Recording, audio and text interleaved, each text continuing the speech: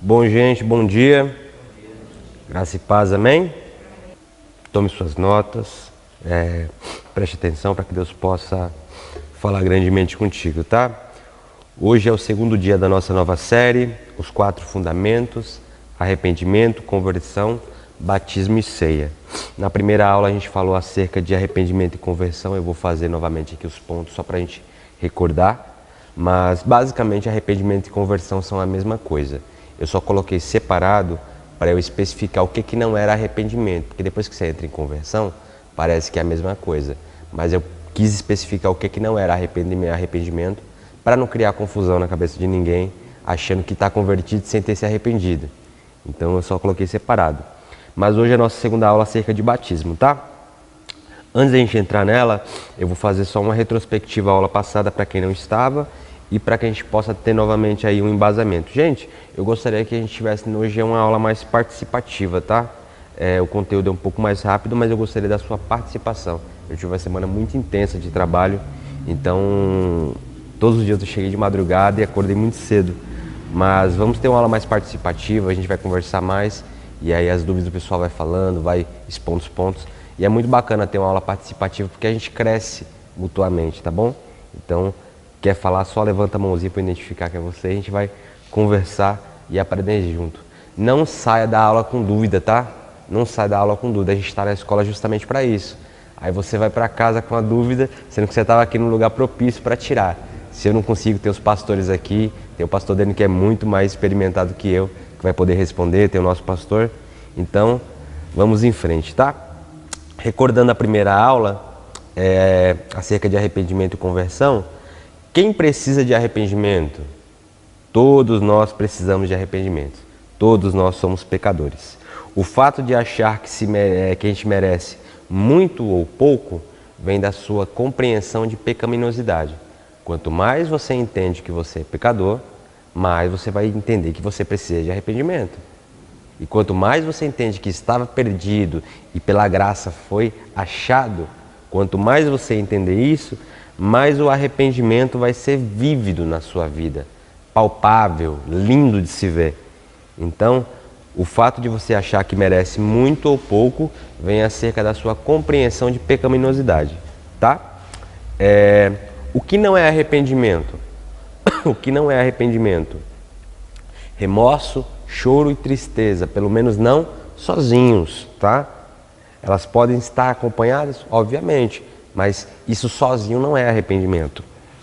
Quais são as duas marcas básicas de um cristão? Fé e arrependimento. Fé é como você lida com Cristo e arrependimento é como você lida com o mundo, tá? Então fé é como você vai lidar com as coisas espirituais e o arrependimento é como você vai lidar com as naturais, com o mundo, com as pessoas que te cercam e com todo o seu contexto no qual você está inserido, tá? O arrependimento ele tem ações práticas resultantes da sua mudança interior. Então, arrependimento ele tem mudanças, ele tem questões práticas que vão aparecer baseado no seu arrependimento. Eu até falei aqui, não acredite em quem diz que se arrependeu, mas não mudou. Não acredite em quem diz que se arrependeu, mas não mudou. É muito comum as pessoas falarem: eu me arrependi disso daqui, não vou fazer mais e tal, e fala um monte de coisinha para ganhar algo na conversa, mas o fato é que ela não mudou. Então, não se arrependeu. Não faz nenhum sentido. Eu me arrependi, mas é uma questão de desculpa, sabe? Eu me arrependo só para aquietar uma discussão, para ganhar ali um contexto, ou encerrar uma briga, mas ela não se arrepende de nada do que ela falou, do que ela fez, ela só quer morrer um assunto, entendeu? Isso não é arrependimento. Arrependimento implica em mudança prática, tá? Então, o que é se arrepender? Eu até trouxe aqui um textinho que eu falei na aula passada, foi o seguinte: arrependimento é uma reação emocional para atos passados, pessoais e comportamentais. Arrependimento é muitas das vezes expresso pelo termo desculpa. A palavra arrependimento é de origem grega, metanoia, e significa conversão, tanto espiritual bem como intelectual. é uma mudança de direção, mudança de mente, de atitudes, temperamento, caráter, trabalho, geralmente conotando uma evolução. Então, arrependimento quer dizer mudança de atitude, ou seja, atitude contrária ou oposta àquela tomada anteriormente em determinado assunto específico. Basicamente, arrependimento e conversão se misturam, como eu coloquei. Eu só coloquei separado para levantar a questão do que não era arrependimento. Então, o que é conversão? Dentro do cristianismo, os dois são praticamente a mesma coisa, tá? Mas nunca devemos ver conversão superficialmente como parar de fazer algo. Eu parei de fazer isso, eu me converti. Não fumo, não bebo, não jogo, me converti, parei de fazer tudo. Não se resume a isso, tá? É o que você faz após deixar as coisas do pecado. Conversão se resume nisso, ok? Eu coloquei aqui na parábola dos talentos, além da medida monetária que foi entregue, foi estabelecida uma medida de tempo que eles não sabiam qual era. E aí, quando o Senhor retorna, ele requeriu de cada um deles não só a medida monetária que ele havia deixado, mas o que eles tinham feito com aquela medida no tempo que ele se ausentou. Então, ele requer da gente o quê? O que ele nos confiou, ok? Com base no tempo que ele esteve fora. Então, ele vai requerer da sua vida tudo aquilo que ele deixou com você, com base no tempo que ele te deixou para administrar aquilo, tá ok? Eu até falei que lá naquela parábola, os talentos iam de acordo com a capacidade de cada servo. Então, quanto mais você desenvolve, mais você vai fazer pelo reino. Se você se atrofia numa questão, obviamente você vai ser que nem um servo mau e imprudente, que guardou aquilo ali porque não conseguiu desenvolver nada, ok? Então, tá aqui, Senhor, eu guardei a minha salvação, me escondi num buraco e tô aqui. Não, cara, salvação não é só para isso. Implica em algo maior, ok? Então, salvação tem a ver com algo muito maior simplesmente do que parar de fazer algo, tá ok? Então, diferente do que nos foi ensinado, conversão não é simplesmente parar de fazer algo, é ir justamente na direção contrária, ok? Então, eu não simplesmente paro de roubar, paro de fazer aquilo que desagradava a Deus. Eu viro e vou naquela direção. E na aula passada eu citei vários exemplos de situações assim. Eu lembro, por exemplo, eu citei Zaqueu, que era o rico ali, que de acordo com todos era um ladrão. E ele fala no texto, se roubei alguém, ok? Não está lá escrito que ele estava roubando ninguém.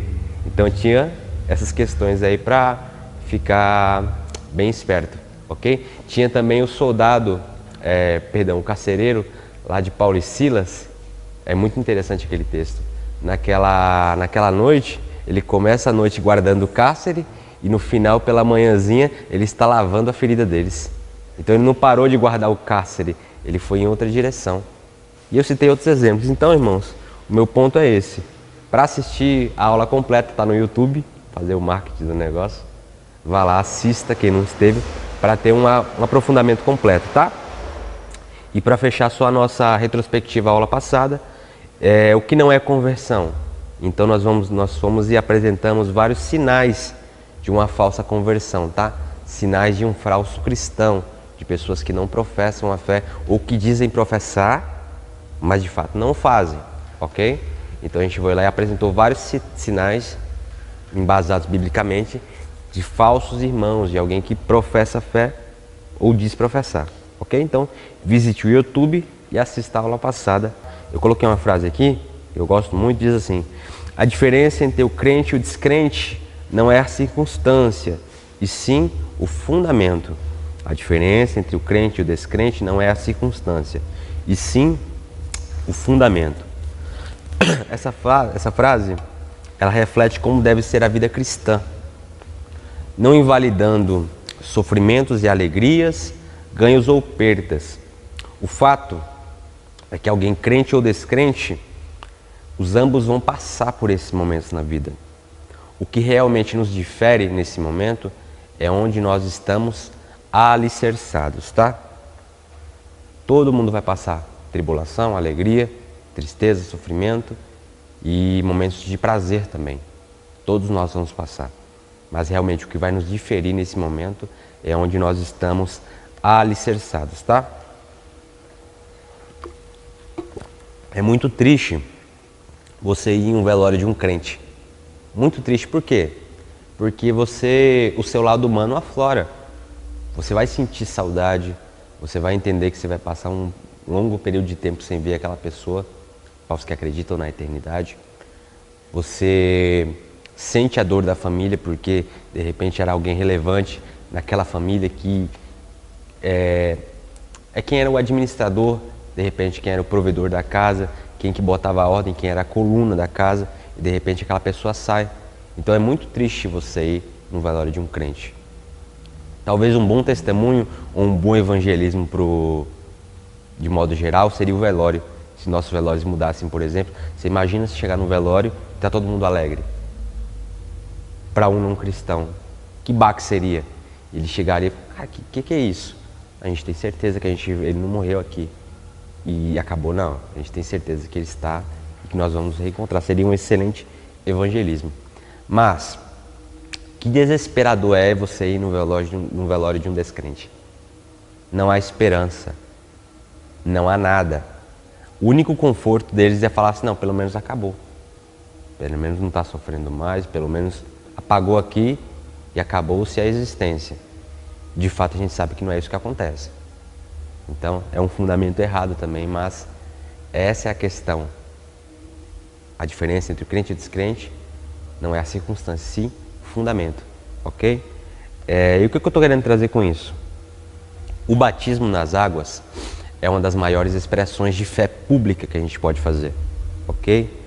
É algo simbólico, é algo espiritual, que expõe que aquela pessoa morreu para si e agora vive a vida de Deus. Para um novo convertido, basicamente, biblicamente também, não deveria haver muito tempo entre a conversão, seu sim para Cristo, ok? E o batismo. Isso está nos textos bíblicos. Você vai encontrar isso em Atos e outros textos muito práticos, tá ok? Mas por que hoje em dia a gente demora tanto entre o ponto A e o ponto B? Porque nós demoramos tanto. Fazemos curso de batismo, fazemos discipulado e mesmo assim as pessoas têm dificuldade de dar esse passo, de ter essa decisão para viver essa fé integralmente.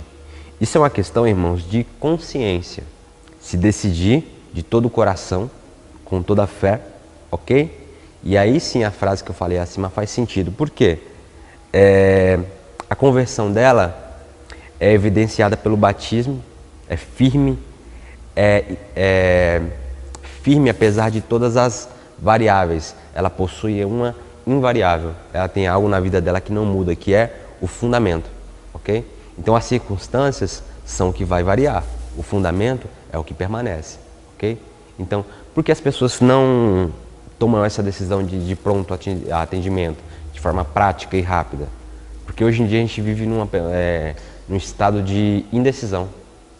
As pessoas são extremamente indecisas hoje em dia, elas não sabem o que elas querem. Eu lembro que no discipulado de masculinidade que a gente fez aqui, eu perguntei para os homens quem deles que havia se convertido, vamos lá, 2 anos, aí uns levantaram, 5, 10 e tal, e a galera foi levantando a mão, até os de 20 mais. Aí eu perguntei, interessante que para os mais antigos, por exemplo, eu perguntei quantas vezes você se desviou após sua conversão? E praticamente foi unânime, todo mundo nunca. Aceitei há 20, 25 anos atrás, decidi mudar minha vida e nunca retrocedi. Já teve altos e baixos? Óbvio. Já teve um momento de você desanimar de algumas coisas, ou desesperar da vida, ou perder a esperança em certas coisas, ou ficar em crise com a família, no casamento. Claro, obviamente. Mas, e a fé? Não, a fé é independente. Jesus não tem culpa dos meus problemas. Tem muita coisa que eu mesmo entrei porque eu dei liberdade, que eu administrei mal uma situação. Interessante que para os mais novos, alguns tinham, eu me desviei 2 vezes e voltei. O que eu estou querendo trazer? Eu acho que hoje em dia isso é mais constante nesse ponto. A questão da decisão pela fé é algo fundamental. Eu sempre costumo falar que existem 3 decisões que norteiam todo o restante da sua vida. A primeira é se você vai escolher viver a vida com Deus ou não. Ela é fundamental e ela vai definir as outras 2 e as demais que você vai tomar. A segunda é com quem você casa. Fala muito de você, fala muito de como vai ser sua vida, de como vai ser suas limitações ou a sua projeção, ok? E a terceira é com o que você faz de tempo, qual vai ser a sua ocupação, o que você vai fazer enquanto você vive. Então essas três são muito importantes, mas de fato a da fé, ela é fundamental. Então as pessoas hoje, por exemplo, eu até trouxe na aula passada os dados do nosso país concernente aos evangélicos, e é estrondoso você ver o número de pessoas que dizem professar a fé. Mas o nosso país, ao invés de melhorar com tanta quantidade de cristão que diz ter, ele só piora. Por que isso? Falsos cristãos. Irmãos que não experimentaram a fé de verdade. Irmãos que não se converteram de verdade. Tiveram um flerte com Jesus. Acharam bacana a vida de igreja. Cara, pensa comigo. Se não é interessante você pensar no modo igreja de modo geral. Você chega num lugar, geralmente a igreja é o reduto dos doidos. Quem concorda? A gente aceita todo tipo de gente. A gente quer ajudar todo tipo de gente. Não importa, por exemplo, em qualquer outro lugar da sociedade, a pessoa chegar ali cheia de problema, o que o pessoal ia fazer? Ia botar pra fora. Quem quer mais problema, irmãos? É a realidade. Na igreja não, a gente chega, abraça, bota no grupo do WhatsApp, chama pra comer a pizza, pra aconselhar. E, todo mundo abraça aquela pessoa. Isso é muito bom. Em certos momentos. Tem gente que não vai se converter. Tem gente que ela só quer ser aceita num grupo social. E aí, o que ela vai fazer? Ela vai ser aceita pelo grupo, ela vai ter um flerte com Jesus ou com a religião, mas ela não vai converter. E ela vai ficar aqui só, passando o tempo. E cara, quão problemática uma pessoa não convertida dizendo que é? Pensa comigo, eu falei isso na aula passada, uma pessoa que não se converte e ela vive no meio dos irmãos, praticando o pecado e tal, e vivendo uma vida dissoluta, ela vai adoecer os mais fracos. Você pode prestar atenção, gente bagunçada, gente que não quer nada com nada. Geralmente ela encosta naquele irmão que é mais fraquinho. Por quê? Quem é mais forte vai tentar ajudar ela. Viu que ela não quer? Vai dar um basta. Mas um irmão que é mais fraquinho, que está começando na fé, que de repente não tem a maturidade adequada, o que ele vai fazer? Ele vai abraçar. E aí dois cegos que andam na rua, o que vai dar? Cara, é buraco na certa, entendeu? Vai dar muito problema. Por quê? Porque não há discernimento, tá ok? Aí, irmãos, é onde cabe a excomunhão. É algo pouco falado nas igrejas hoje em dia, mas eu quero trazer depois uma aula só sobre isso. A excomunhão é o quê? Expulsar alguém da igreja. Ah, Rony, isso é... Mas Deus é amor, irmão. Olha o texto como um todo. Olha o texto como um todo. Pastor Daniel tem muito tempo de igreja, vai se lembrar. Qual foi a última vez, pastor, que você viu uma excomunhão? Qual foi a última vez que você ouviu uma excomunhão? Faz tempo, né? Foi merecida? Cara, tem gente que chega aqui, faz uma bagunça na igreja e o cara quer ficar aqui dentro, entendeu? Tem cara que chega aqui, passa o rodo nas meninas da igreja, entendeu?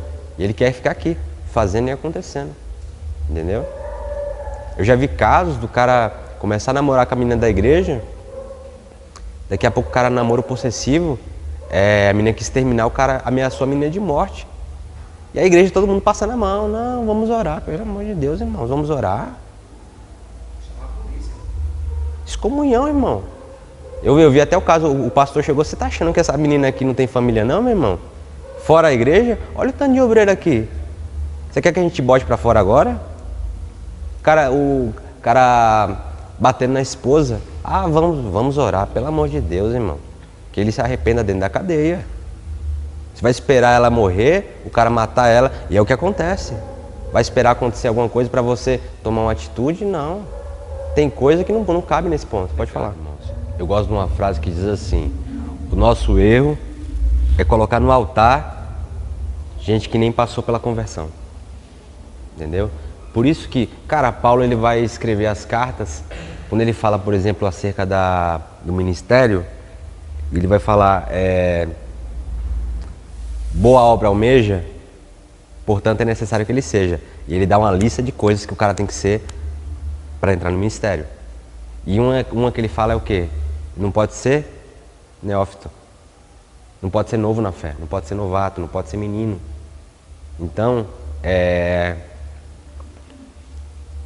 você tem que ter os fundamentos, tá? Eu entendo que tem igrejas, por exemplo, até as questões dos escândalos e tal, e teve muita coisa que foi partindo do ponto que foi mal feito. Por exemplo, uma igreja que não faz bem a palavra, obviamente ela não vai fazer bem a excomunhão, ela não vai fazer bem os fundamentos, tá? Então tem igreja que não tem o bom manejamento da palavra, ela não maneja bem, então obviamente tudo vai ser mal feito. Mas existem casos extremamente necessários, tá? Então, como a gente está falando hoje de fundamentos, é importante lembrar esses pontos, tá? Depois a gente vai retornar a cada um deles especificamente e aí abrir cada leque. Mas é algo fundamental, tá? Se existe, se é uma ordenança, eu lembro muito bem, e assim, você fala que é um ato de... Por exemplo, quando um pastor faz isso daí, às vezes a gente acha estranho, acha um exagero, mas sabe qual é o problema, irmãos? Quem administra a bagunça que o irmão faz são os pastores, entendeu? O irmão olha aqui, às vezes na excomunhão, na reunião de membros, fulano de tal foi excomungado. Nossa, que absurdo. Você não está atrás lá em gabinete, conversando com as mulheres, que esse cara de repente passou a mão aqui e deixou a bagunça. Você não está lá resolvendo as contendas que esse cara semeou na igreja, entendeu? Quando o pastor chega nesse ponto, é o ponto extremo e assim, para uma ovelha de verdade, a questão da excomunhão, ela é um ato final. De repente é só aí que o cara cai em si, entendeu? Por exemplo, tem pessoas, os irmãos, as ovelhas de verdade, elas chegam, o que acontece? Ela chega no aconselhamento. O que o texto vai falar? Vai no seu irmão e repreende ele. Você vai lá e faz a repreensão. Beleza, não deu certo? Vai com mais 2 ou 3 e repreende novamente. Não aceitou? Expõe para a igreja, irmãos. É assim, assim, assim.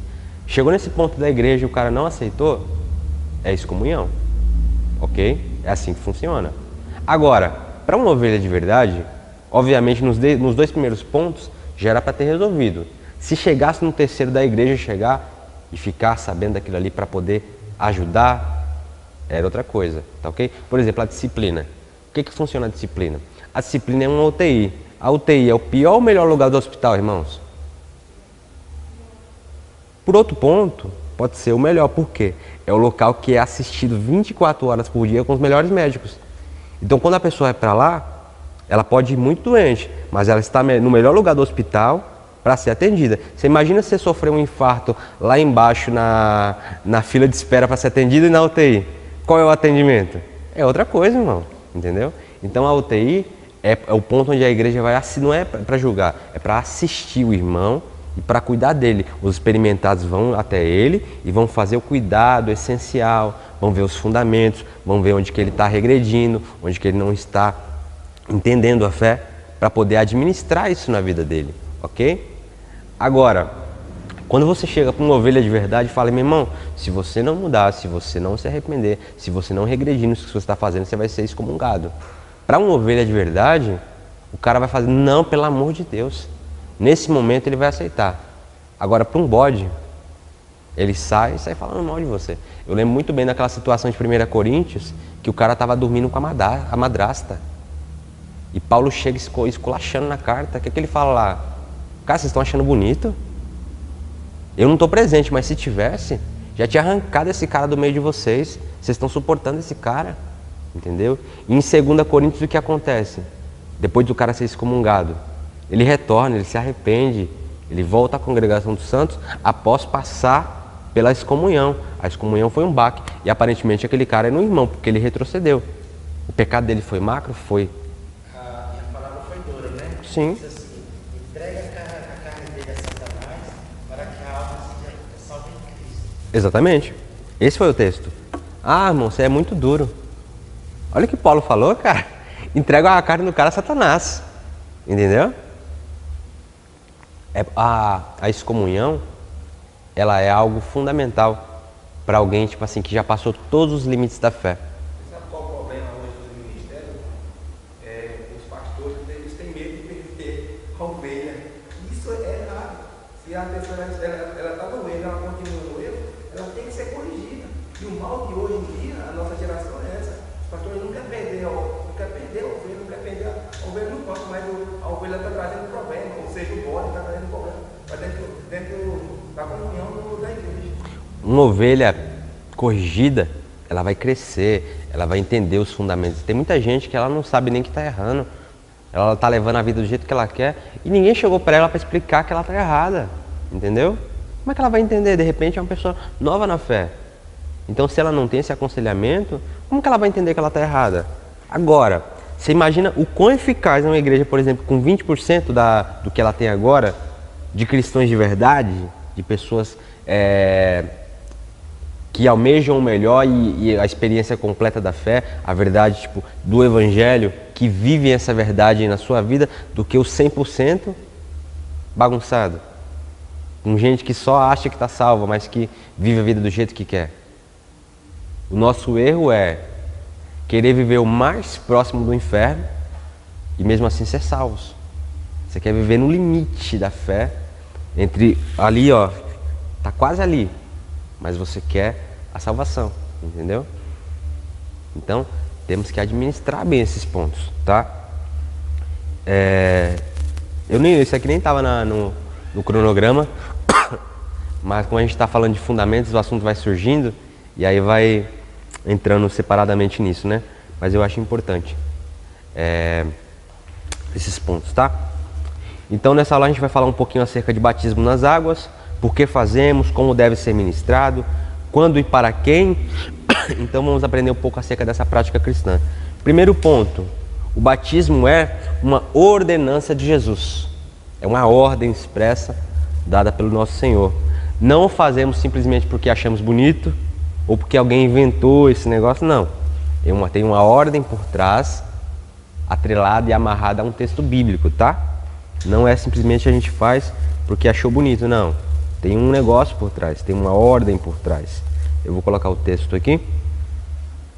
Você pode anotar a referência que é Mateus 28, 19, tá? Ide, portanto, fazei discípulos de todas as nações, batizando-as em nome do Pai, do Filho e do Espírito Santo. O batismo é uma ordenança de Jesus, é uma ordem de Jesus clara para todo aquele que nele crê, ok?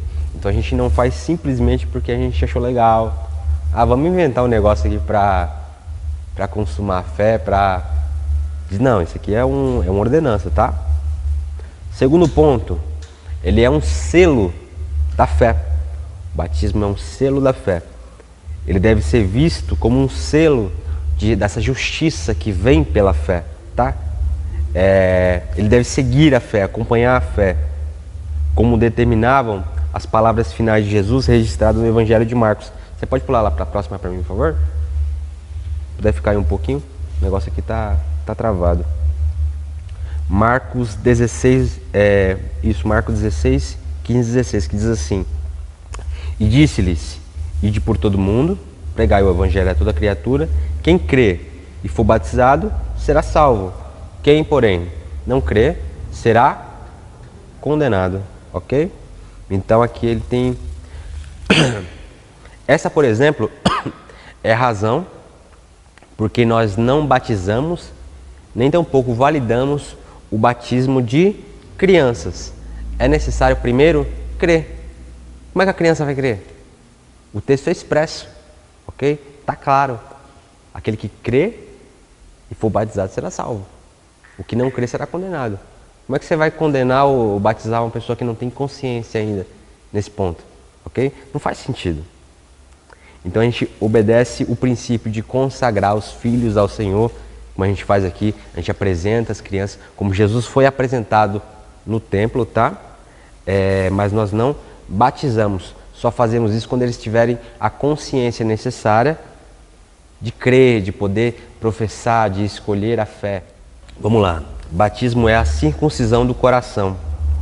No Velho Testamento os judeus tinham isso como selo da sua fé, a circuncisão, e no Novo Testamento isso aí foi suprimido, sendo vista simbolicamente no batismo, tá?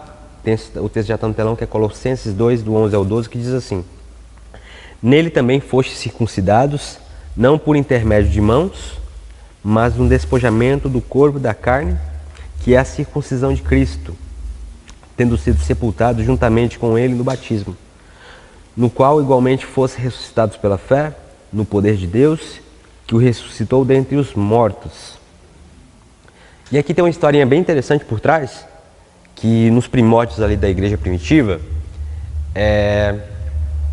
Paulo e alguns irmãos passaram pregando a Cristo entre os gentios, e aí alguns que haviam, eu não sei se convertido de verdade, ou se só foi um flerte, ou se foram pessoas mal intencionadas, vamos colocar que eles foram convertidos de verdade. Mas eram judeus, queriam imputar ali o rito mosaico para os gentios. Ó, Cristo é legal, mas tem Moisés também, tá? Cristo é bacana, mas tem que circuncisar, tem que guardar o sábado, tem que fazer isso, fazer aquilo. E é interessante que isso gera uma discussão tamanha que Paulo retorna a Jerusalém para discutir com os líderes da igreja. Tem lá Pedro, né? Tem Tiago, irmão do Senhor, acerca desse assunto. E os caras lá resolvem a situação. Falam, ó, cara, quem é judeu, continue guardando tudo que guarda, e vem agora Cristo cumprindo tudo isso. Mas para quem é gentil, não coloque esse fardo sobre eles. Um fardo que é pesado até pra gente, você quer colocar sobre eles, entendeu? Que eles se abstenham de todo a velha vida, dos ídolos e tal. E ele traz todo um contexto em cima disso. Correto, pastor? Tá correto? O pastor é muito bom de endereço. Eu não sou tão... Eu tenho que anotar. O pastor tem uma memória muito boa para isso. Foi uma discussão... Foi uma discussão pesada, né? Foi uma discussão pesada. Gerou muito atrito nas igrejas primitivas, que eles tiveram que ir até Jerusalém resolver essa situação. Os caras estavam querendo realmente circuncidar, fazer de todo o modo para que eles pudessem entrar de acordo com o que eles queriam, né? Foi muita coisa que aconteceu ali. Deixa eu ir para frente aqui. Hoje a circuncisão acontece no coração e Paulo a relaciona com o batismo. Você anota só a referência, está em Romanos 2, 28 e 29. Depois você lê em casa, tá? O batismo não salva, mas acompanha salvação, tá? O batismo não salva, mas acompanha a salvação. O batismo ele não pode salvar ninguém. Jesus disse: quem crê e for batizado, por crer, será salvo. E quem não crer será condenado. Note que ele não disse: quem não for batizado será condenado, e sim quem não crê. Ok? O batismo ele segue a fé. Ele é um mandamento, é uma ordenança. Nos leva à salvação, mas ele não é o responsável por essa salvação, tá? Ele é um ato de fé, um ritual, um simbolismo, uma expressão dessa fé. Mas ele não salva ninguém. Coitado, por exemplo, do ladrão da cruz. Imagina, o cara tá lá, cara, você até podia ser salvo, você creu e tudo, mas não tem como se te batizar, que você tá aqui em cima amarrado comigo. O que a gente faz agora? Joga uma água no cara aí de baixo para cima, só para garantir a salvação. Não tinha como, irmãos. Agora, se há possibilidade, se você está numa congregação dos santos, obviamente não querer se batizar pode incorrer numa desobediência. Não sei qual é o seu motivo para não querer se batizar. Então, organize esses pontos, tá? Para ficar claro. Sim. E dentro desse texto aí tem muita gente que não quer se converter, fica pegando essa base bíblica, ou seja, não quer aceitar Jesus, que acha que no último estágio tudo bem. Não vamos dizer que não possa ser salvo, né? Mas as pessoas usam para não querer Jesus, usando essa frase, dizer que no final da vida dele, morrendo, ele pode se arrepender e ser salvo, né? Eu não entendo, cara. Você vê que o ser humano ele usa argumentação para tudo, né? Não, na última hora você salva igual o ladrão da cruz. Você quer sofrer o mesmo fim que ele? Ser crucificado ao lado de Jesus? Já vou chegar nesse ponto, já explicar isso aí de forma mais aberta, mas é justamente isso. Então, o batismo ele não salva, mas ele deve seguir a fé. Você aceitou a Cristo, então é um conjunto, é uma sequência, existe uma cronologia. Você aceita, na sequência você batiza, e aí tem uns passinhos, né? Tem uns passinhos aí na fé. Então, não querer o batismo, eu vejo muito isso, cara. Às vezes, hoje em dia nem tanto, mas eu vi muita gente falando isso daí. Eu achava estranho, cara. Quando eu era mais novo, eu via muito isso daí. O cara, não, eu vou... Deixa eu ficar um pouquinho mais velho, eu me batizo. Deixa eu organizar umas coisas aqui, eu batizo. Cara, qual é o fundamento disso? Ele quer, tipo assim, é como se fosse o batismo, fosse a conversão de verdade. Tipo assim, algo mais sério. Vamos lá, tipo, é tipo um casamento. Você começou a namorar, você até noivou, mas você ainda não casou. Então você quer fazer umas coisinhas erradas ainda, até o noivado. Quando eu entrar no casamento eu não faço mais. Mas enquanto eu tô aqui, dá pra dar uma escorregada, dá pra dar uma bagunçadinha e tal. Mas quando eu batizar, não. Quando eu batizar vai ser, ó, vai ser firmeza, vai ser top. Porque quando eu batizar, cara, já demonstra que seu coração está no lugar errado. Entendeu? Você está pensando já em correr no erro propositalmente e só quando você diz no futuro que não existe, o futuro não existe para você. Nos foi dado hoje. Você não sabe se você vai acordar amanhã. E aí você está baseando a sua vida no futuro que você não sabe. Eu falei isso na aula passada. Cara, esse ano passado, até esse ano mesmo, nos mostrou o quanto de histórias que aparentemente chegariam a 20, 30 anos a mais, acabaram. Entendeu? Gente que imaginou que ia morrer com 60, morreu com 30, e aí? E se ele estava no grupo do... Daqui a pouco eu me batizo, deixa eu só brincar mais um pouquinho aqui, deixa eu só bagunçar mais um pouquinho. É aquela velha história, né? Quando eu ficar mais velho, eu aceito Jesus. Nossa, conversa que eu não sei de onde o pessoal tira, cara. Não, deixa eu ficar mais velho. Já curti o que tinha para curtir da minha vida. E eu tava conversando isso com um parente nosso esses dias. Pessoa vivendo a vida toda bagunçada, sabe? Vivendo a vida errada mesmo. Afundada no pecado, colhendo os frutos negativos já. Sabe, ela já passou daquele ponto da ilusão do pecado, que é bom? Não, ela passou desse ponto, ela está vivendo já a desgraça dos frutos do pecado que ela plantou. Já colheu, já está aparecendo, a vida está toda destruída, entendeu? E mesmo assim ela está falando em futuro, não, eu vou arrumar isso aqui e tal, e depois eu aceito a Jesus. Eu falei, cara, que complicado, né? A pessoa já está colhendo, ela não está naquela parte mais ilusória do pecado. A cortina já caiu, ela já viu que ela está dentro de uma cela, entendeu? Toda aquela cela de luxo desapareceu, agora é só o cárcere mesmo. E mesmo assim ela está querendo, não, eu vou sair pela minha força. Quando eu organizar isso aqui eu saio. Quando eu aceitar Jesus vai ser direito. E eu falei para ela, falei, cara, sabe qual é o nosso problema? O nosso problema é o quê? A gente quer entregar para Cristo só os nossos piores dias. Entendeu? Quando a gente entrega o divórcio, mas a gente nunca entregou o namoro. A gente entrega a dívida, mas a gente nunca entregou o primeiro salário. A gente nunca entregou... Deixa eu ver o que a Bíblia fala acerca de princípios bíblicos financeiros. Como é que eu faço a administração correta? Deixa eu ver o que a Bíblia fala sobre relacionamento para não chegar no ponto do divórcio. A gente só quer para entregar para Cristo, por exemplo, a doença. Quando as pessoas ficam doentes, elas correm para a igreja, correm para... Por exemplo, a questão da consagração é interessante, né? Quando as coisas apertam, a igreja enche na consagração. Mas quando tudo aparentemente vai bem, a igreja está vazia, entendeu? Quando a doença chega, vamos fazer campanha, vamos fazer isso, vamos fazer aquilo. Todo mundo se converte. Mas você nunca entregou a saúde. Você nunca entregou seus melhores dias, o seu fôlego.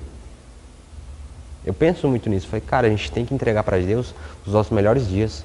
A nossa saúde, a nossa disposição. Como eu falei na aula passada, relembrei hoje, as nossas capacidades, as nossas habilidades. Quanto mais eu me desenvolver, mais eu vou entender que eu posso fazer por Cristo, posso fazer pelo reino.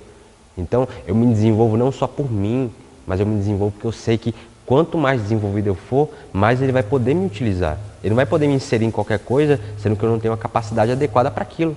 O que adianta eu dar um carro na mão de alguém que não sabe dirigir?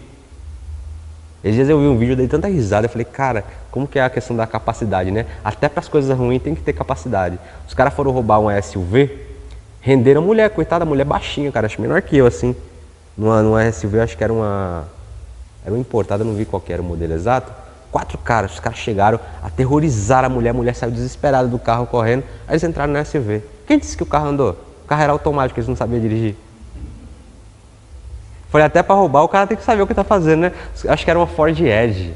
O cara foi roubar um carro, o cara não sabia que aquele carro, pô, carro bonitão, deixa eu entrar no carro, isso aqui eu vou levar para quebrada.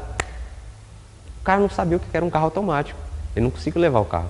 Aí eles saíram do carro e foram embora. E a mulher foi tão ligeira que eu acho que na hora que os caras renderam, ela foi lá e botou no parque.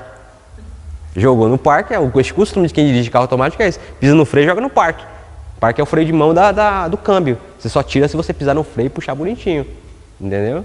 Os caras não conseguiram, eles aceleraram o carro, fizeram de tudo, largaram o carro lá, a mulher veio buscar.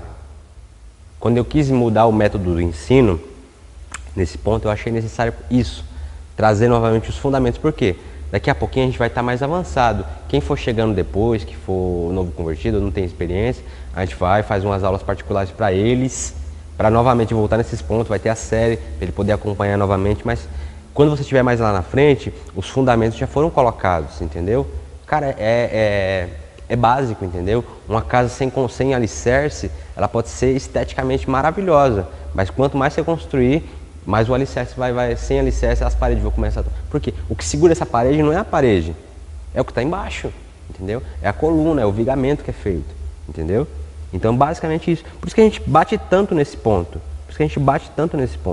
tá? É justamente por isso.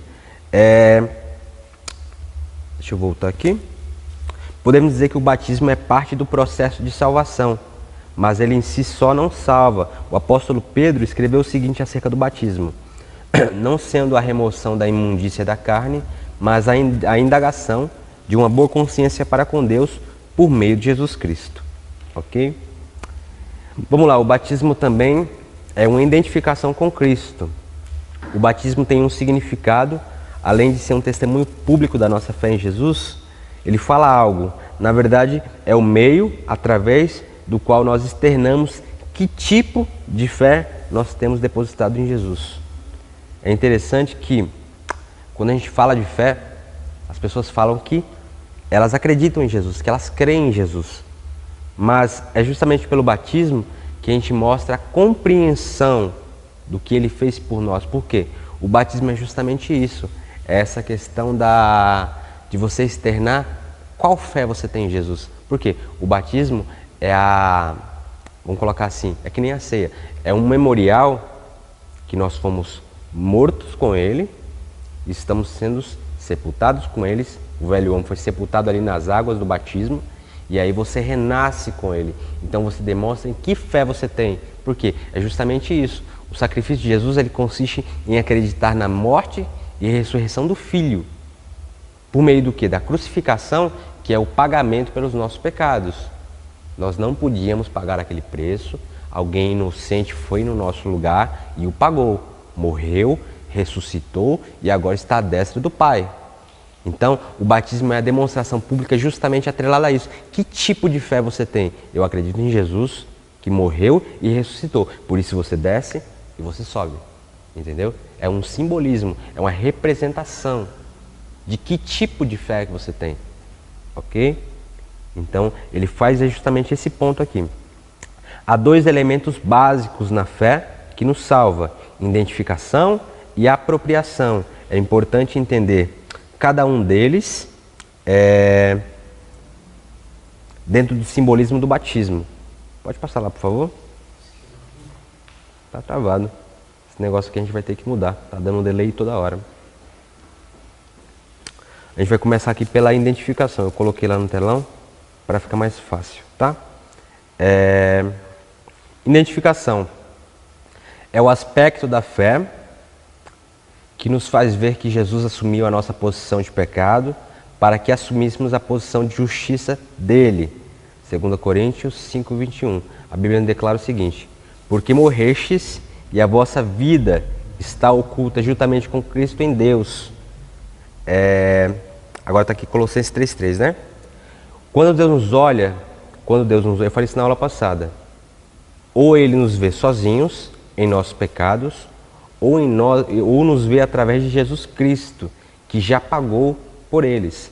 A fé nos coloca com Jesus na cruz, crucificados com Ele, nos coloca no túmulo, sepultados com Ele, nos coloca ainda nos céus, à direita de Deus, ressuscitados com Cristo.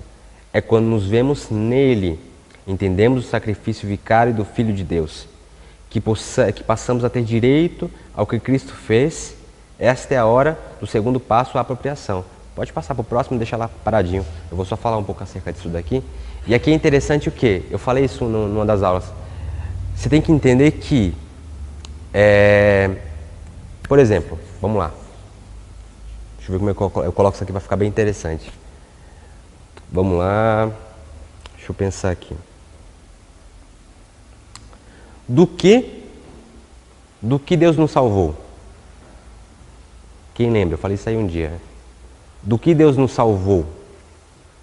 Ou melhor, de quem Deus nos salvou? De quem, pastor Daniel? Deus nos salvou dele mesmo. De quem era a ira que ia se derramar sobre nós? Dele. E é interessante você entender que existia um canhão apontado para mim e para a sua vida. E aí você fala, esse canhão foi disparado? Ainda não. Só que é interessante que o que o sacrifício de Jesus fez? Não é que Deus deixou de ficar irado. Não é que Deus deixou de ficar irado. Simplesmente Jesus pegou o canhão e apontou para si. Ok? Então, a ira de Deus, ela não desapareceu. Ela está apontada para Jesus, ela foi apontada para Jesus. Agora, por isso que na identificação vai falar acerca disso. Quando Deus nos olha com Cristo, Ele vê Cristo à nossa frente. Nós estamos escondidos nele. Mas o texto está lá em João 3, depois você vai ver lá, eu não coloquei aqui na aula porque não fazia parte do cronograma. Mas aquele que não crê, o texto vai falar o quê? Que ele já está condenado. Está lá na sequência, acho que é o 17 ou 18, a gente lê sempre o 16. Deus amou o mundo de tal maneira que deu seu Filho unigênito para todo aquele que nele crê não pereça, mas tem a vida eterna. Aí vai falar, porém, aquele que não crê já está condenado porque não creu no unigênito Filho de Deus. Ok? Então, Deus nos salvou de quem? Dele mesmo. A sua própria ira que foi se acumulando ao longo das eras. Agora, para aquele que não está escondido em Jesus, sinto muito, irmão. Sinto muito. O pau vai quebrar ainda. A galera fala muito de graça, de graça, de graça, Novo Testamento, graça, e ele se esquece que o Apocalipse fica no finalzinho do Novo Testamento. E é lá que o negócio vai pegar de verdade. É lá que tudo vai acontecer. Ok? Então, é importante sempre lembrar disso. Graça sim, irmãos. A graça é esse favor imerecido, manifesto por nós, que nos deu salvação. Mas nunca isole os atributos de Deus. Deus é cordeiro e leão. Ele é graça e justiça. A gente não pode escolher os atributos de Deus que vão nos favorecer e esquecer os demais. Ok? Vamos lá para apropriação. É o aspecto da fé que torna meu aquilo que já vi realizado em Jesus. É quando entendemos que não somos salvos pelas obras, mas sim pela graça, mediante a fé, e nos apropriamos disso. Paulo escreveu a Timóteo e disse, toma posse da vida eterna. Está em 1 Timóteo 6,12. O batismo é o nosso testemunho da identificação com Cristo. Ele revela não apenas que eu tenho fé, mas que tipo de fé eu tenho, como eu falei no início. Veja o que as Escrituras dizem. Ou porventura, ignorais que todos nós fomos batizados em Cristo Jesus, fomos batizados em sua morte, fomos, pois, sepultados com ele na sua morte pelo batismo, para que, como Cristo foi ressuscitado dentre os mortos, para a glória do Pai, assim também andemos em novidade de vida. Romanos 6, do 3 ao 4. Quando imaginamos alguém como imergimos alguém na água, estamos simbolicamente declarando que essa pessoa foi sepultada com Jesus, e ao levantarmos essa pessoa das águas, estamos reconhecendo que ela já, pode passar para o próximo, ressuscitou com Cristo para viver uma nova vida. Portanto, o batismo é onde reconhecemos que tipo de fé temos. Uma fé que se identifica com Cristo e sua obra realizada na cruz. Ok? Então isso aqui é muito interessante. A apropriação é tomar isso. É também uma demonstração de amor a Deus, né? Tendo esse conhecimento. Sim, quem crê obedece. A crença, ela está justamente atrelada ao fato da obediência. Aquilo que você acredita, você faz. Ok? Por isso que não há sentido acreditar em alguém que diz que crê e a vida dela não muda para nada. Que tipo de fé você tem? Porque a sua crença gera em mudança de pensamento e comportamento posteriormente. Como é que você fala que crê em algo e essa crença não muda absolutamente nada em você? Aquilo que você faz vem daquilo que você acredita. Ok? É tudo uma questão de consciência. É uma questão doutrinal. Obviamente varia de igreja para igreja, mas, por exemplo, tem igreja que todo culto tem ceia. Porque lá em Jesus não era um culto, a gente faz hoje em dia, com base na quantidade de pessoas, a gente faz uma vez por mês. Por quê na nossa igreja, por exemplo? Porque aí é uma forma organizada de fazer, tá? Mas a ordenança ali era para toda vez que comesse e bebesse, entendeu? Sentou para comer na janta, sentou para comer no almoço, era ceia. Tem igreja que faz isso. Todo culto tem ceia. Então tem esse espaço para ficar fora da comunhão. Mas o que acontece? Fugindo aqui um pouquinho da aula, mas eu acho 2 pontos importantes para falar. É complicado, por quê? É como se fosse você viver a sua vida no limite. Imagina, a pessoa faz besteira o mês inteiro, aí na semana da ceia ela quer colocar a vida dela em ordem, entendeu? Quando na verdade a vida dela devia ser pautada em princípios bíblicos que norteariam a vida dela para a vida dela estar estável. Como eu falei, acho que a irmã não estava no início, na hora que eu falei, a diferença entre o crente e o descrente não é a circunstância, é o fundamento. Ou seja, a vida tem altos e baixos, obviamente. Tem dia que você está com dinheiro, tem dia que você está sem, tem dia que você está bem com o seu cônjuge, tem dia que você não está. Então a vida em si, material, social, ela vai ter altos e baixos. Só que a sua fé, o seu fundamento deve estar alicerçado, entendeu? Por exemplo, até a questão congregacional. Tem vezes que você esfria, tem vezes que você, às vezes, tem um atrito com o seu irmão, ou alguma coisa que alguém falou, te chateou. Isso é normal, nós somos pessoas, entendeu? Por isso, um ponto meu, isso é um ponto meu, tá? Não é que esteja errado, mas, por exemplo, eu acho pouco, talvez sirva para alguns. Na verdade, a mensagem, cada um tem o seu endereço, né? Para mim, por exemplo, não serve essa mensagem de pregar amedrontando as pessoas para, tipo assim, se salva com medo de ir para o inferno, sabe? Para mim, essa mensagem não é efetiva. Por quê?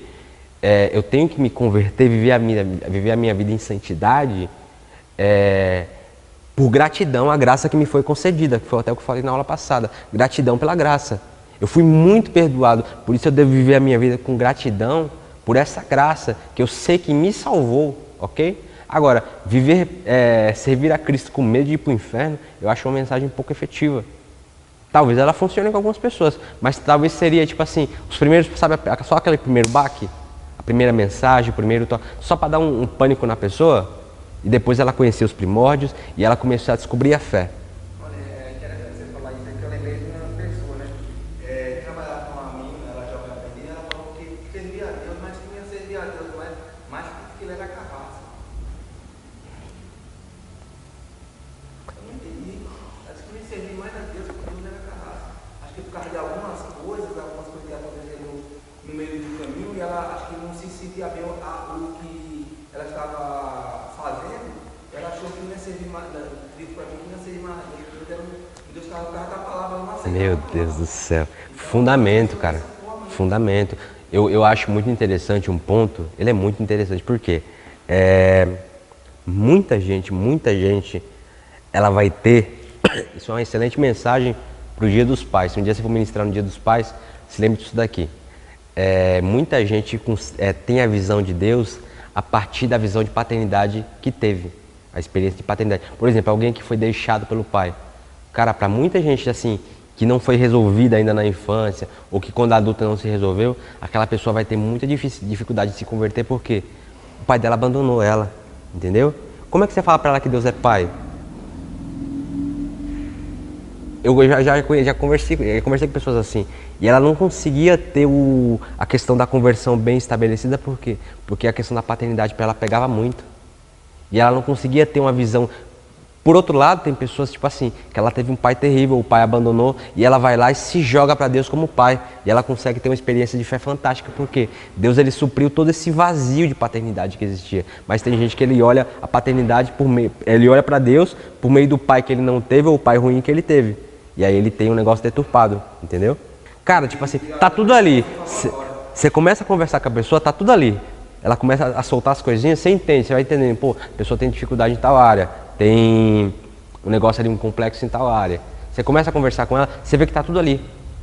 O que ela crê, que nem eu falei, a sua crença tem que determinar quem você é, o que você faz. Então, por que ela falava isso? Por que ela estava agindo dessa maneira? Porque a crença dela, baseada na sua experiência pessoal, trazia esse fundamento, entendeu? Por exemplo, é que nem a questão relacional. Ah, homem não presta, mulher não presta. Casamento está falido. Por quê? Porque toda a experiência pessoal que ela teve com isso, ou familiar que ela teve com isso, vem por esse caminho, entendeu? Por exemplo, eu tenho um colega, por exemplo, cara, todo mundo na família dele divorciou. Não teve um casamento que deu certo. Nem os bisas, sabe? Os bisas, e assim, família é grande. Família de baiano é assim, 10 irmãos para cada um, em cada geração. Os bisas, todo mundo é divorciado. Os avós, todo mundo divorciado. Aí vem a geração de filhos, que é os pais dele, né? Tudo divorciado e chegou nos filhos. Um irmão que já tem um filho fora do casamento. O outro, tipo assim, vive a pé de guerra.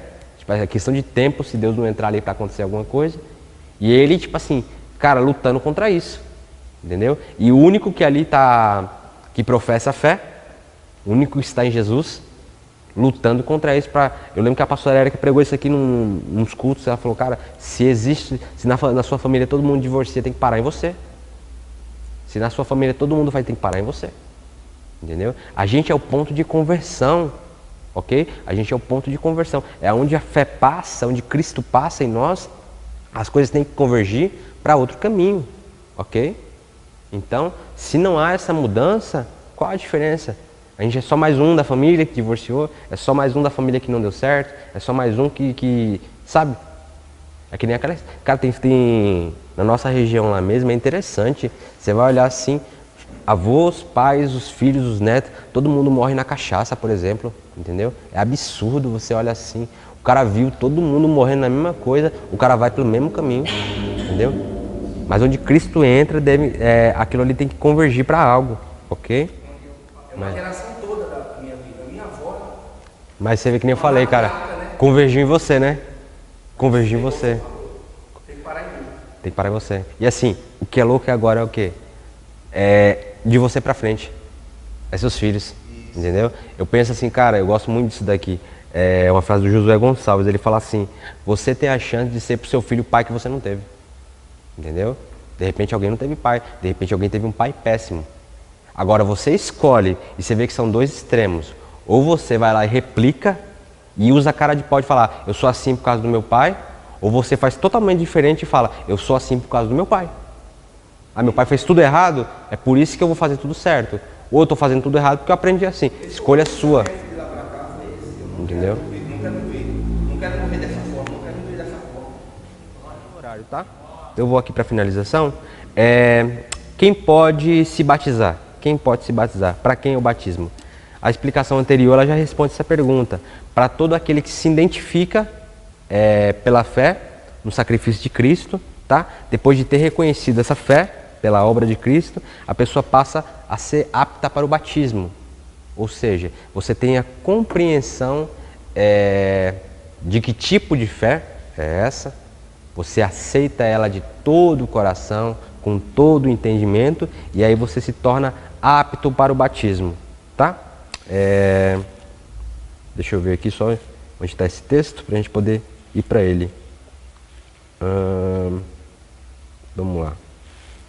E tem um ponto interessante também. Quanto tempo de conversão eu posso me batizar? Aí é onde a gente estava entrando nesse ponto, que a gente estava conversando aqui.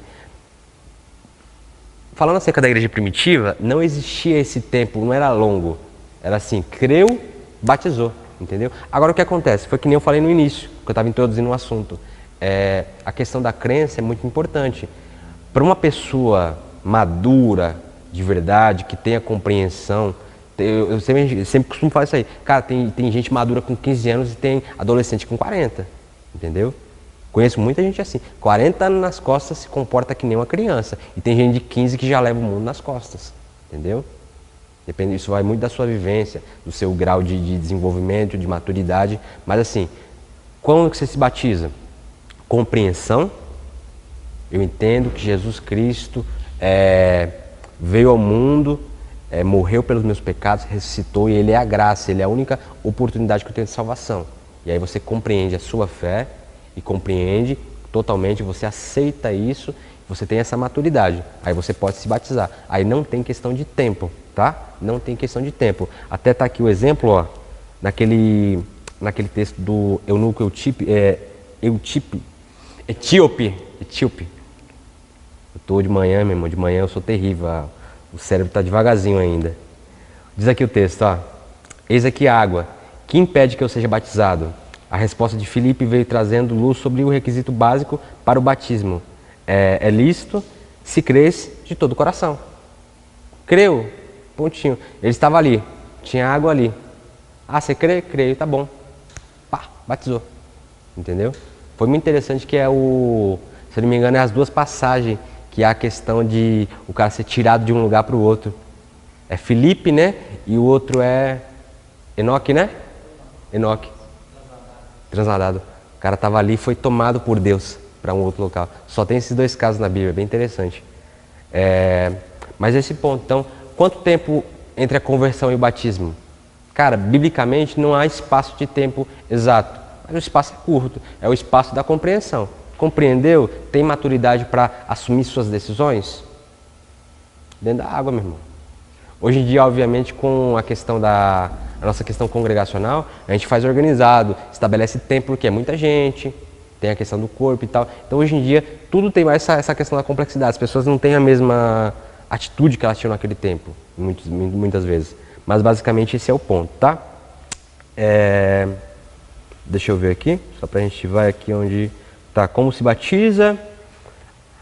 A palavra batismo vem do grego, que significa imergir ou mergulhar, colocar para dentro de. No curso da história, por várias razões, apareceram outras formas de batismo. Aspersão e ablução, que é o banho. Mas a gente entende que a correta é o quê? É a imersão, justamente pelo esse simbolismo de você morrer para o mundo e viver para Cristo. Então a gente entende o batismo a partir desse ponto, tá? Da questão realmente de submergir as águas, ok? Uma pergunta aqui interessante também: quem pode batizar? É só os pastores? Não. Qualquer um, qualquer discípulo pode batizar. Obviamente a gente faz isso na igreja com o corpo pastoral, por quê? Uma questão de ordem, tá? Mas de repente pode ser quem ganhou aquela pessoa, quem foi o discipulador daquela pessoa, não tem esse ponto na Bíblia. A gente faz isso aqui organizado por uma questão de ordem, tá? Mas qualquer pessoa, qualquer discípulo de Jesus de verdade pode realizar o batismo, tá? Deixa eu só caminhar aqui para o final, mas a gente já está finalizando, beleza? Eu acho que é isso, irmãos. Então acho que ficou bem claro em cima disso. Eu vou só passar aqui. Passa para mim o texto, por favor, só para eu colocar na tela aqui as referências de outros textos de batismo. Depois você pode estudar separado em casa, tá? Depois você pode marcar essas referências aqui. Aí são textos que tem falando acerca do batismo, tá? É isso, irmãos, a aula de hoje é isso. Ficou alguma dúvida? Ficou alguma questão em aberto? Ficou claro para vocês? Quem pode batizar? Pode falar? Se a pessoa estiver no leito, no último minuto dela, aí ela aceitou Jesus ali, ela não foi salva, mas pode falar? Sim, se ela creu, ela foi salva. Mas ela não vai ter o batismo, mas ela vai ser salva? Sim. O batismo é uma questão de obediência, de crer. Obviamente, se não há, que nem a gente citou o ladrão da cruz, não houve oportunidade para o batismo ali, não tinha como pegar a pessoa no leito, você vai jogar lá dentro da água, entendeu? Exatamente, o batismo está atrelado à questão a conversão está atrelada à questão da crença, do crer. O batismo é um mandamento, mas obviamente que não houve a oportunidade. Agora, por exemplo, se você tem a oportunidade e você não quer batizar, aí de repente você tem que averiguar o que está acontecendo. Talvez não é só uma questão de não querer batizar, tem alguma coisa por trás, então você tem que ir para não incorrer numa desobediência, tá bom? Mais alguma pergunta? Alguém quer mais falar algo? Quer compartilhar algo? Senão a gente já vai finalizar. Ok? Pode orar, vamos finalizar?